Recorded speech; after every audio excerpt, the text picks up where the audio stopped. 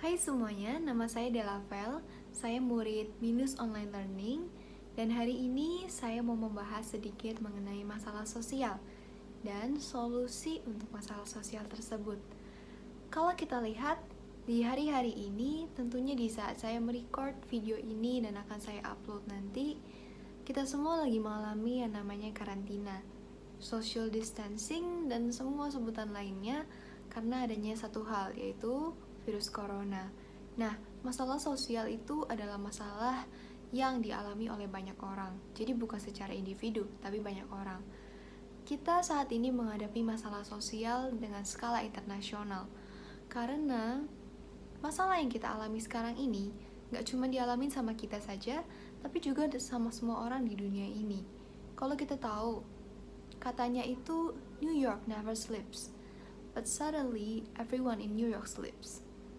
And now Disney has no more magic, and Paris is no longer romantic. Hari ini kita mau membahas bagaimana Indonesia. Kita yang paling tahu, karena kita orang Indonesia. Kita tahu bahwa namanya karantina dan semuanya ini buat kita yang bekerja, ada yang kita work from home. Tapi ada juga banyak sekali orang yang dirumahkan tanpa gaji. Dan begitu banyak keputusan-keputusan perusahaan lain yang terjadi di Indonesia. Tapi kita harus membuka mata kita lebih luas. Selain dari orang-orang yang bekerja di suatu perusahaan atau punya toko, sekarang apakah kita pernah berpikir bagaimana nasib orang-orang yang mendapatkan uang dari penghasilan sehari-hari mereka? Jadi mereka benar-benar hidup day by day dari apa yang mereka dapat di hari itu. Contohnya pedagang kaki lima, penjual jajanan di sekolah, bagaimana nasib mereka? Maka dari itu kita harus melihat ini dari sudut yang berbeda. Nah, di saat kita melihat dari perspektif yang berbeda, kita akan melihat bahwa yang namanya corona ini adalah seperti rantai yang akhirnya menimbulkan banyak hal gitu ya.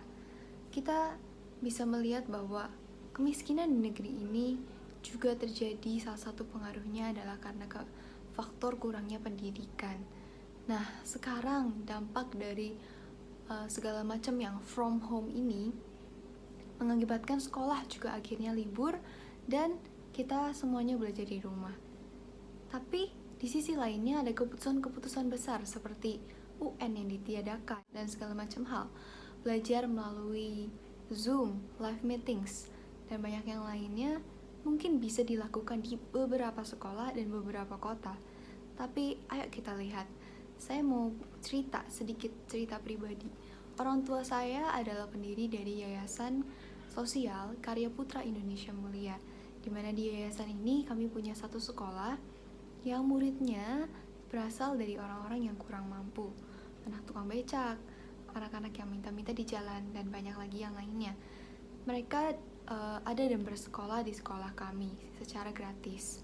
Sekarang, di saat dikeluarkan keputusan pemerintah untuk belajar dari rumah, bisakah kita bayangkan rumah-rumah mereka yang berasal dari kayu, yang berasal dari sesuatu yang sederhana, apakah itu nyaman untuk belajar? Lalu sekarang, saat kita benar-benar bergantung dengan gadget, handphone, internet, saat mereka mau mengadakan live meetings, atau kita sebagai guru mau mengadakan live meetings, apakah mereka mampu untuk join ke live meeting tersebut? Bagaimana dengan kuota? Sedangkan yang namanya video call dan segala macam hal itu membutuhkan begitu banyak kuota. Inilah yang harus kita pikirkan, bahwa gak semua yang diputuskan oleh pemerintah bisa dilakukan, karena ada orang-orang yang berkekurangan, ada orang-orang yang butuh perhatian khusus. Sekarang kita semua yang masih bisa pegang gadget, kita semua yang masih tersambung dengan internet, apakah yang sudah kita lakukan selama beberapa hari ini, selama beberapa waktu ini? Karena semuanya dilakukan dari rumah, sebenarnya kita punya begitu banyak waktu untuk melakukan hal-hal yang lain, hal-hal yang berguna, yang bisa menginspirasi banyak orang. Hari ini saya mau mengajak Anda semua yang menonton video ini untuk berpikir, apakah yang sudah kita lakukan dari gadget yang kita punya? Apakah kita sudah melakukannya untuk spread positivity, atau kita malah terbawa arus Banyak orang hari ini menyebarkan berita-berita hoax secara sengaja maupun tidak disengaja.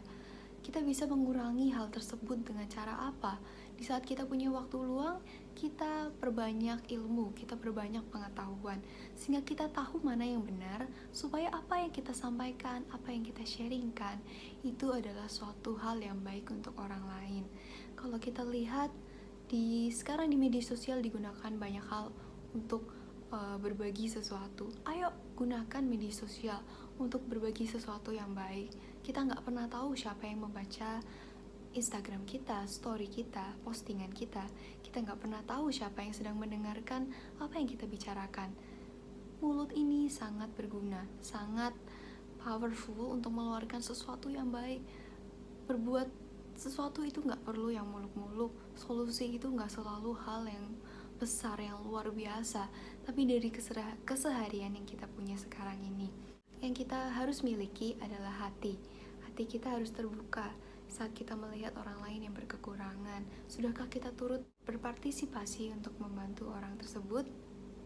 Sudahkah kita melakukan sesuatu yang baik dari apa yang kita miliki di saat kita ada dalam keluarga, di saat kita di lingkungan sekecil apapun?